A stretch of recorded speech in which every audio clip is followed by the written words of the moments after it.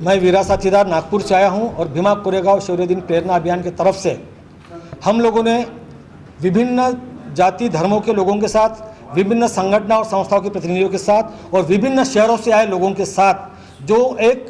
Fact finding team का गठन किया, मैं उसका एक सदस्य हूं। और हम लोगों ने 2 दिन औरंगाबाद में अनेक राजनेताओं के साथ में, कार्यकर्ताओं के साथ में, आम इंसान के साथ में, फिर वो हिंदू हो, मुस्लिम हो या बौद्ध हो, पीड़ितों के साथ में, पुलिस प्रशासन के साथ में जो बातचीत किया है, जो समाचार पत्रों में, जो कुछ अखबार में जो कुछ भी खबरें आई थी, वो सब पढ़ने के बाद में हमारी जो फाइंडिंग्स हमारे सामने में आए हैं, तो उसका एक प्राइमरी रिपोर्ट हम लोग यहाँ प्रस्तुत करने जा रहे हैं। प्राइमरी रिपोर्ट में जो बातें आई है वो साबित करती है, वो हमको ऐसे फीडबैक पूरी तरह से मिले हुए हैं कि यह जो हमला या दंगा जो हुआ है वह पहले से पूर्व तैयारी के साथ था और उसका नियोजन बहुत पहले से किया गया था, ये साफ बात है। दूसरी बात यह है कि जो कहते हैं कि अवैध नल कनेक्शंस काटने से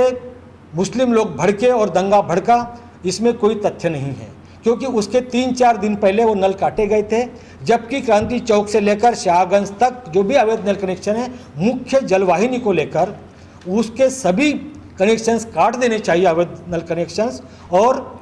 जो लोग टैक्स पे रहे उनको पूरा पानी मिलना चाहिए। और इतनी दुखद बात है कि उस एरिया के लोगों को 5 दिन के बाद 6वें दिन पानी मिलता है, तब तक उनको 5-6 दिन का पानी स्टोर करके रखना पड़ता है। तो ऐसी हालत में लोगों की ये डिमांड एकदम वाजिब थी, मुस्लिमों की भी ये डिमांड वाजिब थी कि अवैध नल कनेक्शन काट दिए जाए। लेकिन आप देखिएगा किसी क्रांति चौक से शुरुआत हुई है नल काटने की, ना शाहगंज से काटने की हुई है। वो अगर हुई है तो मोती कारंजा चौक में केवल 4 नल कनेक्शन काटे हैं, और वो भी जो मुस्लिमों के साथ में थे। तो ये साबित करता है कि यह जो कार्रवाई है मनपा प्रशासन की वो एकदम पक्षपातपूर्ण है, और इन्हें पूरे अवैध नल कनेक्शन काटना भी नहीं है, उनका वोट का प्रॉब्लम है, हो सकता है।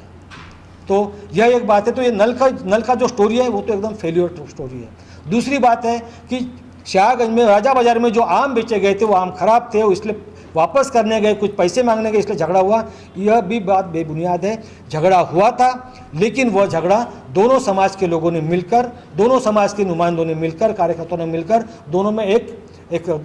समझौता कर लिया था। और इसके बाद में दोनों ने कसम भी खाई थी कि नहीं, छोटी छोटी बातों के लिए हम दोनों समाज लड़ेंगे नहीं। उसके बाद लच्चू पहलवान नाम के एक व्यक्ति ने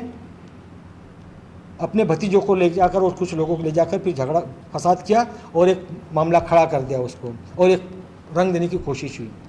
आप देखिए कि जिस मोती कारंजा से इसकी शुरुआत हुई है 11 तारीख को, आप देखिए कि 8 तारीख को लच्चू पहलवान ने बोला था दुकानदारों को जाके कि मैं ये दुकानें जलाकर खाक कर दूंगा, और 9 तारीख को 21 दुकानदारों ने, जिसमें 4 हिंदुओं की भी दुकानें हैं, सबने 9 तारीख को निवेदन दिया था, एक मेमोरेंडम दिया था पुलिस को, और बताया था कि कार्रवाई की जाए। लेकिन पुलिस ने उस पर कोई कार्रवाई नहीं की, और 11 तारीख को उनके दुकान जलकर खाक हुए। दुकान केवल एक बाजू की दुकान जलकर खाक हुए, दूसरे बाजू की दुकानों को कुछ भी हाथ नहीं पहुंचा। तो इससे साबित होता है कि पुलिस ने उस निवेदन को भी कोई कॉग्निजेंस नहीं लिया उसका वाला, और एक विशिष्ट समाज के दुकानों को जलने दिया। और इसमें आप देखेंगे कि यहाँ पर भी पुलिस का और महानगर पालिका का पक्षपात सामने में दिखता है, क्योंकि कई दिनों से वहाँ पर यहाँ के महापौर महानगर पालिका के सबसे वरिष्ठ अधिकारियों को लेकर कोशिश कर रहे थे कि यहाँ पर ये बाजार नहीं लगना चाहिए। और रमज़ान का महीना चल रहा है, रमज़ान के महीने में लोगों को रोजी रोजगार मिलता है, बाहर से वो कुछ सामान खरीद कर लाते, बेचते हैं, और 1 महीने का वो धंधा करते हैं। तो ऐसे समय में उनके रोजी रोजगार को, एक विशिष्ट समाज के रोजी रोजगार को छीनने की ख्वाहिश से की हुई ये सब कार्रवाई दिखती है। और आप जहाँ भी आप देखेंगे पुलिस ने एक विशिष्ट समाज पर गोली चलाई है, एक विशिष्ट समाज पर वो टीयर गैस के सेल्स फेंके गए हैं, और एक कॉम्बिंग ऑपरेशन भी जो किया गया है एक विशिष्ट समाज के, खास करके मुस्लिम समाज के लोगों पर किया गया है। और उसके बगल में जो कोई हिंदू इलाके हैं, जो हिंदू दंगाई जो थे, उनके घर में या उनकी बस्ती में कोई कॉम्बिंग ऑपरेशन नहीं किया गया है। पुलिस प्रशासन का एक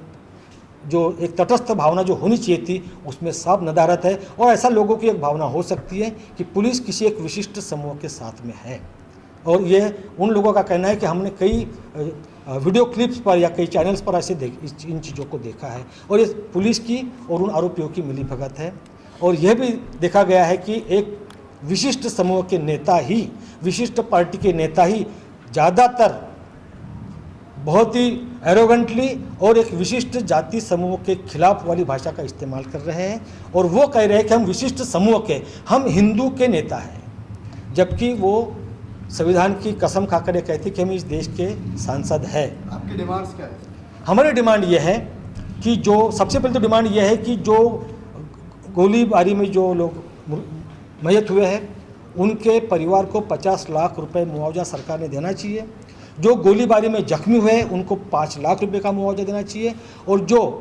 बाकी इसमें जख्मी हुए हैं, चाहे वो किसी भी धर्म के लोग हो, चाहे वो हिंदू, चाहे मुस्लिम हो, चाहे और कोई हो, और उनको 2 लाख रुपए का मुआवजा देना चाहिए। और इसकी अगर छानबीन करना है, क्योंकि एसआईटी तो पुलिसों की है और लोगों का विश्वास अभी शायद पुलिस पर नहीं रहेगा, तो उस विश्वसनीयता को बनाए रखने के लिए सरकार की तरफ से ये घोषणा होनी चाहिए कि सरकार विद्यमान जो न्यायाधीश है हाईकोर्ट के, उनके मार्फत इसके एक चौकसी समिति का गठन करे, उस चौकसी समिति के द्वारा इसकी पूरी जांच हो, और वो चौकसी समिति या वो जो कमीशन रहेगा, वो कमीशन की जो सिफारिशें रहेगी वो सरकार उसको मान्य करे। ये हमारी अभी मांग है। और भी जो फाइंडिंग्स हमारे पास में आएंगे, जब हम एक फाइनल रिपोर्ट बनाएंगे, उस समय ये क्यों हुआ है, क्या हुआ है, इसकी पूरी डिटेल्स देंगे, और सरकार ने क्या करना चाहिए इसकी भी कुछ सिफारिश हम लोग उसमें करेंगे। और सरकार को अगर किसी चीज़ की ज़रूरत होगी अपने तपास के लिए या अपने कार्रवाई के लिए, तो वो चीज़ें भी जो अगर हमारे पास में होगी तो हम उनको मुहैया कराएंगे। आपका नाम? मैं वीरा साथीदार नागपुर से हूँ और सिनेमा में काम करता हूँ।